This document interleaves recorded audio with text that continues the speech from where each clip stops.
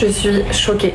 J'étais la seule à pas savoir que le calendrier sur lequel on vit, donc janvier-décembre, n'a aucun sens. Et au-delà d'avoir aucun sens, il nous déconnecte complètement même du cycle naturel de la vie. Prenez le temps de regarder cette vidéo s'il vous plaît, parce que je pense que c'est important que tout le monde sache. Ça fait 2 jours que je fais des recherches et je vais vous les résumer en 1 minute 30.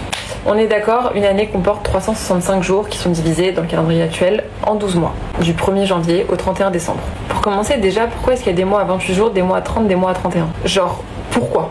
Alors que si on avait 13 mois, chaque mois serait égal et comporterait 28 jours. 28 x 13, ça fait 364 et on aurait un jour neutre qui correspondrait au jour de résurrection et donc au jour du nouvel an. Et 28 jours comme par hasard ça correspond à quoi? Et ben 28 jours ça correspond à un cycle lunaire. 28 jours c'est quoi également? Deuxième hasard, et ben 28 jours c'est la durée du cycle de la femme. On continue.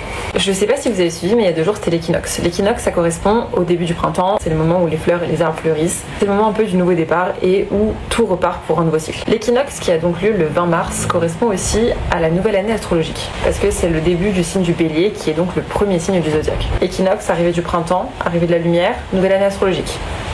Retenez l'info, je reviens à ça plus tard. Le mois de septembre, comme on connaît, c'est le mois numéro 9.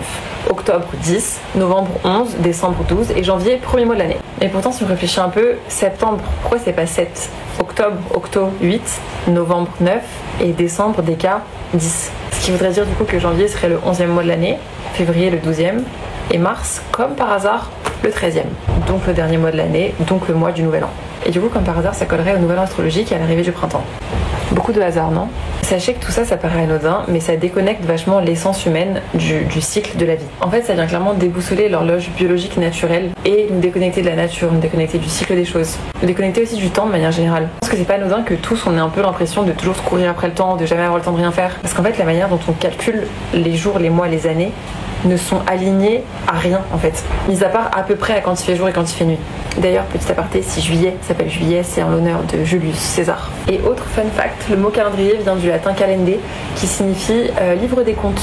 Donc en gros à l'époque c'était un relevé de taxes en fait quelque part le calendrier. Voilà, donc dites-moi ce que vous en pensez.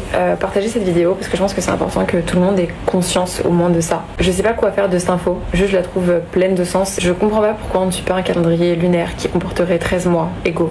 Ça correspondrait au cycle de la lune, au cycle de la femme, ça collerait au printemps, à l'équinoxe, au nouvel an astrologique. Et ça nous alignerait probablement sur beaucoup d'autres aspects en nous.